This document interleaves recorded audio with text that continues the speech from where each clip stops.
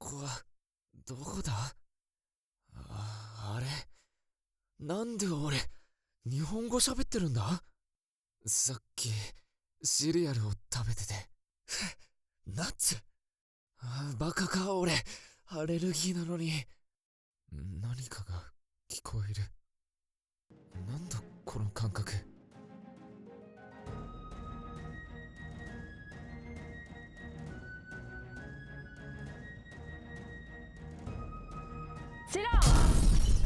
J'ai pas parlé. Mais pourquoi je parlais japonais? Tu es mort, bravo. Maintenant, tu vas avoir une seconde chance dans un autre monde. Par contre, j'ai oublié de nourrir le chat. Alors si c'était possible éventuellement de... Et accessoirement, tu seras invincible, immortel et tu deviendras une légende. Ok, bah écoutez, pourquoi pas. Naturel, le plus naturel possible. Me voilà de retour sur YouTube. Alors j'avais vraiment hâte parce que c'est quelque chose que je prévois depuis assez longtemps. C'est vrai que j'avais fait les vidéos sur les marathons, j'avais fait les vidéos sur FIFA, j'avais fait des vidéos sur les animés, j'avais essayé plein de trucs différents et sans jamais vraiment m'y tenir, à part la prépa marathon que j'avais fait sur plusieurs semaines. Aujourd'hui je reviens avec plein d'idées, je vais parler d'un animé, je vais aborder différents sujets et on verra bien de toute façon ensemble comment ça va évoluer. Pour cette première vidéo, j'avais envie de rentrer directement dans le moule des animés en parlant d'un genre que j'aimais beaucoup, que j'aime encore, mais beaucoup moins qu'à une époque. C'est le genre des isekai. Je pense que vous avez pu voir un petit peu avec la scène juste avant. Voilà, oui, je me suis donné, c'est vrai, j'ai essayé de faire un truc un peu cinématique. Il y a un héros. En général, ce héros, personnage principal, est un personnage lambda qui meurt et qui se fait réincarner dans un autre monde, en général fantaisiste, avec des pouvoirs, etc. Et il y a une aventure qui suit. C'est un genre que j'ai découvert avec Sword Art Online. J'ai écouté un podcast du youtubeur Sora et Mitsugi qui disait que Sword Art Online ne pouvait pas être considéré comme un isekai. Un truc monstrueux, tu vois. Bah, le isekai, c'est... Mais c'est pas vraiment un isekai, Ok. Sword Art Online, tu vois, parce qu'il va pas dans un autre monde. Je pense qu'on peut le classer dans ce genre-là. Par exemple, pour ceux qui connaissent pas forcément les animés, qu'est-ce que je pourrais donner comme exemple? Il y a Alice au pays des merveilles. Voilà, elle est transportée du monde normal à un monde imaginaire. Je pense qu'on rentre dans cette catégorie-là.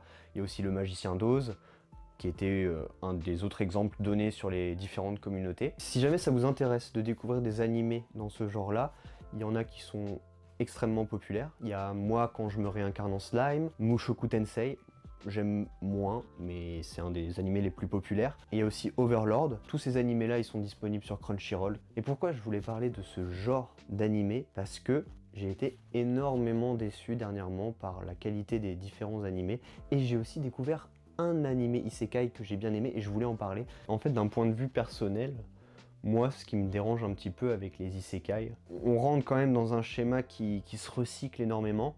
Alors certes, c'est le genre qui veut ça, hein, que le mec il meurt, qu'il se réincarne, etc.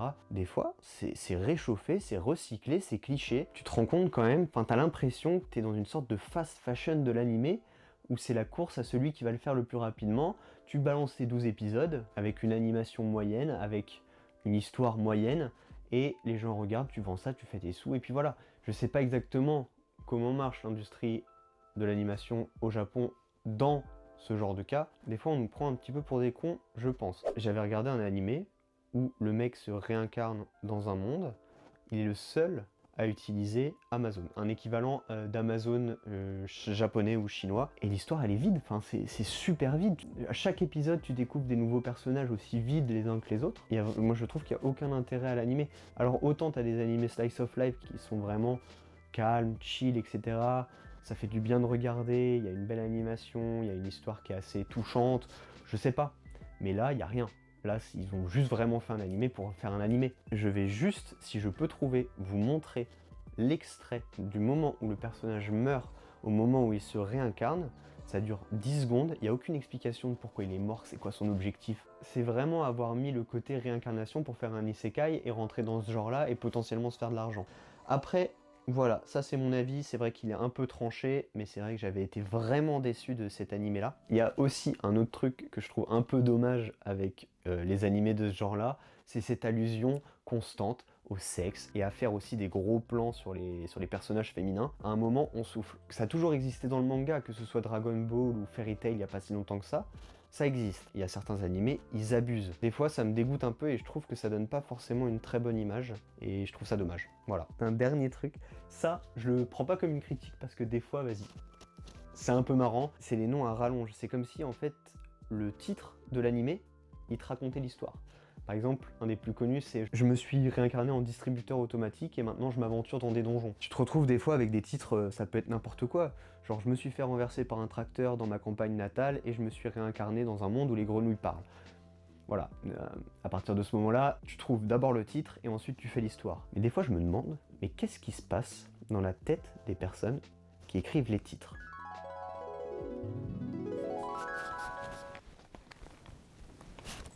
Bon, je m'entends pas penser là. Donc un peu de silence, s'il vous plaît. Des idées ? C'est un gars qui meurt et qui réapparaît dans un monde où il est le seul à pouvoir utiliser Amazon. Déjà fait. Un gars qui meurt et qui se réincarne en distributeur automatique dans un monde fantaisiste. Ça a déjà été fait. Est-ce qu'il y a un de vous deux qui peut être utile dans cette compagnie et me proposer une idée originale ? Enfin, je sais pas en fait, c'est pas compliqué. Sinon, j'ai mieux. On fait un mec, il vit dans un monde de piraterie. Il part à l'aventure pour devenir le roi des pirates, par exemple. Et il pourrait avoir des pouvoirs élastiques. Ce serait top, ça, non ? L'idée de fou en fait. Mais tu l'as trouvé où ? Il est complètement débile. Tu l'as eu où ? Genre, ce serait trop bien et on pourrait même l'appeler peut-être One Piece, non ? En tournant le petit sketch, je me suis posé une question. Dans quel manga, personnellement, si les isekai ça existait, j'aimerais me réincarner ? J'ai réfléchi et moi je pense que ce serait My Hero Academia, parce que le monde ressemble un petit peu au nôtre, bon voilà, avec de grosses guillemets, hein, et en même temps tu peux avoir un super pouvoir, et genre tout le monde a un super pouvoir. Bon, t'as potentiellement 75% de chances de mourir avant tes 30 ans, parce que tu tombes dans un accident de super-héros. Mais voilà, moi je pense que c'est dans ce monde-là que j'aimerais me réincarner, ou alors, pas très original, One Piece. Donc voilà, moi ça m'intéressait aussi de savoir vous, dans quel monde vous aimeriez vous réincarner. Donc n'hésitez pas à mettre en commentaire, ça m'intéresse de voir vos réponses. Le manga que je voulais vous partager aujourd'hui, c'est The Beginning After the End, créé par américain. Donc voilà, c'est important de le souligner parce qu'en général, les mangakas c'est japonais et les webtoons les plus connus c'est coréen. Donc moi je trouve ça plutôt intéressant et c'est plutôt cool que voilà, ça se diversifie. Je me dis que peut-être un jour on aura plus d'animés et d'œuvres faites par des créateurs français. Ce serait super, voilà. Pourquoi j'ai voulu parler de The Beginning After the End ? Parce que c'est un animé, je n'ai pas lu le webtoon, j'ai simplement vu l'animé auquel j'ai accroché. Alors on va rentrer dans le vif du sujet tout de suite. Oui, j'ai fait des recherches sur l'accueil qu'avaient réservé les différentes communautés à l'animé. Oui, je sais que les gens n'ont pas aimé l'animé, notamment à cause de l'animation, qu'ils considèrent en fait comme une présentation PowerPoint, un peu comme il y avait eu pour Blue Lock. Personnellement, j'avais pas fait attention du tout au fait que c'était mal animé avant de voir que les gens se plaignaient de ça sur internet et d'être retourné voir les épisodes, et je me suis dit ok, pourquoi pas, mais ça ne change pas que j'ai adoré regarder l'animé. Alors certes, il y en a certains d'entre vous qui vont me dire la honte, je sais pas, ou avoir un mauvais accueil au fait que j'aime bien, mais voilà, moi j'ai kiffé l'histoire. En tout cas, de mon point de vue, l'histoire a fait que j'en ai oublié que l'animation était pas terrible. Avant de continuer, je vais quand même raconter un peu l'histoire. On va suivre un roi d'un monde où la technologie est développée, qui va se faire assassiner, tuer, ou peut-être mort de vieillesse, de maladie, on ne sait pas. En tout cas, il est mort, et il se fait réincarner dans le corps d'un bébé, dans un monde fantaisiste où il y a de la magie. Voilà, pour le moment, on est sur un scénario qui est vraiment très très classique des isekai. Je l'ai dit moi-même qu'en général, il y avait énormément d'isekai qui étaient recyclés, réchauffés. Mais là, il y a, on va dire, une approche qui est un peu différente, parce qu'on part pas d'un personnage lambda, mais on part d'un roi mature, qui a vécu, qui a de l'expérience, et qui n'est pas un loser. Dans beaucoup d'isekai, on part quand même d'un personnage de base caractérisé comme loser, et là non, et le personnage part d'un monde imaginaire pour aller vers un monde imaginaire. Je pense que beaucoup s'attendaient à ce que le niveau de l'animation soit celui de Solo Leveling. Faut pas oublier que quand même que Solo Leveling, il a gagné l'animé de l'année. Tous les studios d'animation ne sont pas capables de proposer quelque chose comme ils l'ont fait pour les combats de Solo Leveling, qui sont absolument incroyables. Je pense que j'ai même pas à redébattre là-dessus. Honnêtement, je peux comprendre les fans si t'attends quelque chose et on te sert des successions d'images. Et aussi, une dernière chose, le personnage est mature et du coup, il n'y a pas d'allusion constante au sexe ou à des blagues salaces ou à des gros plans sur les personnages féminins. Exactement ce que je critiquais juste avant. Là, au moins, vous êtes tranquille, vous pouvez regarder l'animé. N'hésitez pas à me dire aussi c'est quoi votre isekai préféré, ou si vous avez un isekai à me faire découvrir. Moi, ça me plairait de fou. N'hésitez pas. Mettez et je vais regarder parce que je fais que ça de toute façon. En ce moment, je regarde Bungo Stray Dogs. Je trouve ça exceptionnel. Je commence à faire un hors-sujet, donc faut pas me lancer là-dessus. Mais n'hésitez pas, donnez-moi des noms.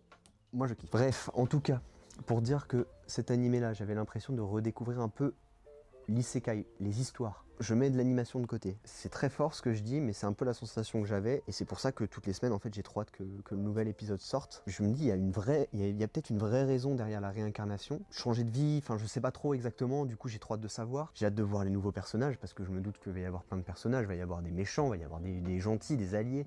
Donc je veux savoir, en fait, comment l'histoire va évoluer. Du coup, en fait, je me demande, est-ce que je kiffe plus le fait d'imaginer la suite et de me dire qu'est-ce qui va se passer que l'animé en soi?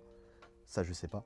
C'est ça que je kiffe trop avec les mangas, avec les animés, etc. C'est que tu découvres en fait plein de trucs différents et tu te poses plein de questions. Ça te permet personnellement, je débat avec moi-même. Il n'y a plus aucun sens. Et puis quand je parle avec des gens, j'ai eu l'occasion de discuter avec mes amis de The Beginning After the End. On a tous des avis différents. Et c'est ça que je trouve excellent aussi. Pour conclure, est-ce que je conseillerais cet animé à quelqu'un qui ne regarde pas les animés? Non. Je l'orienterais d'abord vers des œuvres beaucoup plus connues. Je vais juste en citer une, L'Attaque des Titans. Est-ce que par contre je conseillerais l'animé à des gens qui sont déjà rentrés dans le monde des animés, etc., qui connaissent? Oui, et c'est un grand oui. J'espère que la vidéo vous a plu. N'hésitez pas à faire tout ce que j'ai dit en commentaire, à lâcher votre plus beau like, et on se retrouve très bientôt pour une nouvelle vidéo. C'était long, hein? Ça rend bien ou pas? Ouais? Bah écoute, ce qu'on peut faire, c'est que tu peux rentrer. Moi, je vais m'occuper du montage tout seul, tranquille ce soir. Et on publiera la vidéo, je pense, fin de semaine. Et voilà, bah merci beaucoup en tout cas. Et bah moi je vais y aller. Hop, super. Oh, Ewan,